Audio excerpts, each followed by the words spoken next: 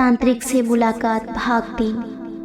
Dear listener, कल आपने सुना कि जब प्रोफेसर मिश्रा और सौरभ उनसे ये पूछते हैं कि सानवी उन्हें कहाँ मिली थी और उन्होंने सानवी को सानवी के मॉम डैड को ही क्यों दिया, तब तांत्रिक बताते हैं कि यहीं इस जंगल में सानवी उन्हें मिली थी और जिस समय वो उन्हें मिली थी वो 1 फीट हवा में थी और जैसे ही तांत्रिक बाबा की नज़र उस पर गई वो ज़मीन पर गिर जाती है। उसको जैसे ही उन्होंने अपने हाथों में उठाया उन्हें भी अलग तरीके की आवाज़ें आने लगी और उन्होंने सानवी को किसी को देने का फैसला किया। तभी सानवी के मॉम और डैड वहीं जंगल की तरफ आते हुए नजर आते हैं और तांत्रिक बाबा सानवी को उन्हें दे देते हैं। यहाँ तक कल आप सुन चुके थे।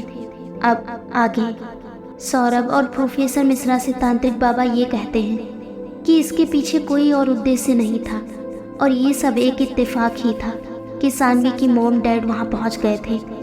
लेकिन सौरभ और प्रोफेसर मिश्रा को इस बात पर ज़रा भी यकीन नहीं हो पा रहा था, क्योंकि कोई न कोई बात तो ज़रूर थी जो सानवी उनको ही मिली थी और कोई न कोई तो ऐसा राज था जिससे सानवी के पापा की जान गई थी।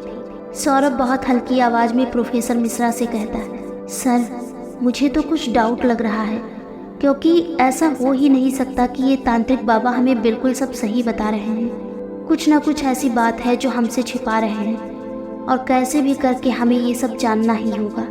प्रोफेसर मिश्रा सौरभ की बातों का जवाब देते हुए कहते हैं, हाँ सौरभ, मुझे भी यही लग रहा है। ये बाबा कुछ ना कुछ तो हमसे छुपा रहे हैं और ये जो भी छिपा रहे हैं वो सब जानना हमारे लिए बहुत ज़रूरी हो गया है, क्योंकि जिस तरीके से उन्होंने ये बताया कि सानवी उनको किस स्थिति में मिली थी, बात और भी बिगड़ती जा रही है। तांत्रिक बाबा, जो कि सौरभ से इतना बोल करके वापस अपनी जगह पर आ चुके थे, वो सौरभ से वापस कहते हैं, क्या हुआ, क्या बातें कर रहे हैं आप दोनों? यही ना कि मैं आपसे कुछ न कुछ बात जरूर छिपा रहा हूँ। मेरा यकीन मानो, जितना मुझे पता है वो बस इतना ही है। हाँ, सानवी के मिलने के बाद मुझे कुछ अजीब तरीके की आवाज़ें जरूर आ रही थी, लेकिन मेरा ये इरादा बिल्कुल भी नहीं था कि सानवी के पास जो भी है उसके साथ कुछ भी बुरा हो। लेकिन जब मुझे इसका पता चला कि कुछ न कुछ तो गड़बड़ है, तब मैं सानवी के घर गया था। चाहे तुम उसकी माँ से पूछ सकते हो, लेकिन सानवी के पिता ने हमारी बात नहीं सुनी और सानवी के पिता की अकाल मृत्यु हो गई। लेकिन उसके पीछे का क्या राज है ये कोई नहीं जानता। सानवी की मॉम शायद जानती हो या कोई और, कुछ यकीन से नहीं कहा जा सकता। प्रोफेसर मिश्रा तांत्रिक की बातों का जवाब देते हुए कहते हैं, ठीक है, मान लिया कि आपको नहीं पता, लेकिन आपको बाद में कैसे पता चला कि कुछ गड़बड़ है? क्या ऐसी कुछ घटना हुई थी जिससे आपको ये अंदेशा हुआ हो कि जहाँ भी सानवी है उन लोगों को कुछ न कुछ खतरा है? तांत्रिक बाबा कहते हैं, जैसा मैंने बताया कि जिस रात सानवी मिली थी, मेरा मतलब है शाम, उस समय से ही मुझे बहुत अजीब आवाज़ें आने लगी। न जाने क्या वो आवाज़ मुझे कह रही थी। धीरे धीरे उन आवाज़ों का प्रकोप बढ़ने लगा।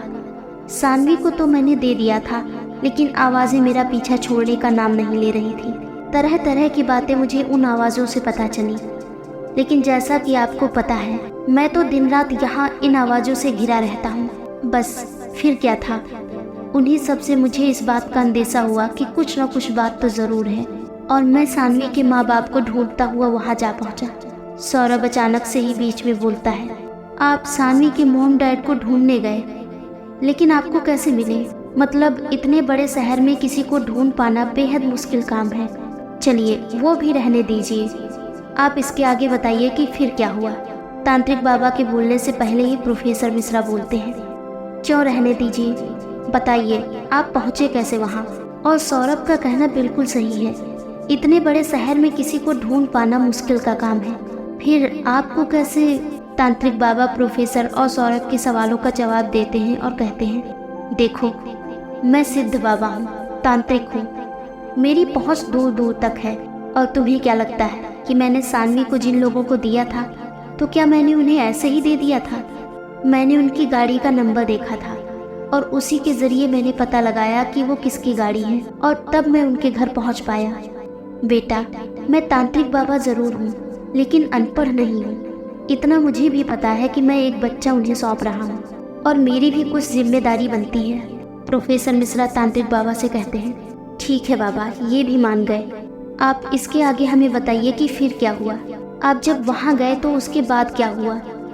हालांकि सानवी की माँ हमें इस बारे में काफ़ी कुछ बता चुकी हैं, लेकिन फिर भी हम हर तरीके से आश्वस्त होना चाहते हैं और बारीकी से जांच करना चाहते हैं। तांत्रिक बाबा आगे बताते हैं, फिर मैं सानवी के घर गया। वहाँ मैंने सानवी की माँ से बात की, क्योंकि उस समय उनके पिता घर पर नहीं थे।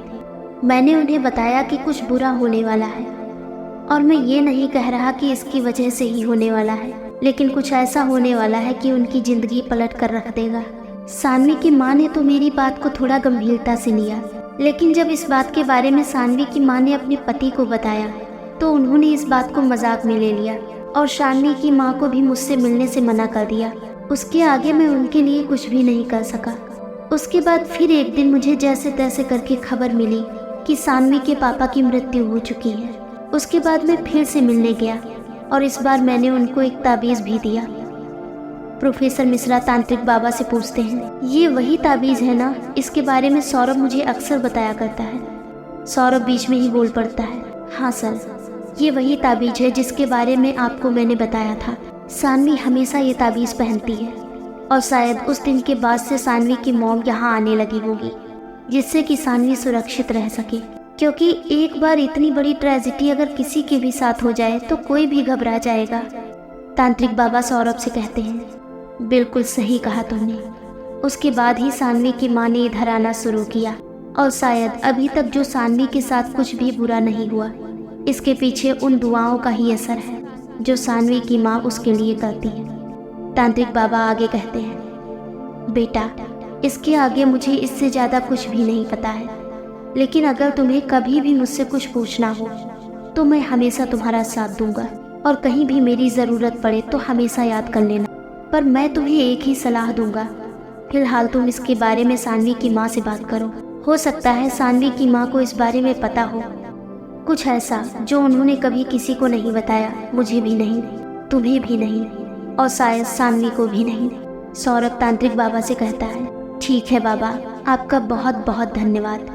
आपने बहुत सारी चीज़ें बताई, और अगर आगे ज़रूरत पड़ेगी तो हम फिर आपके पास आएंगे।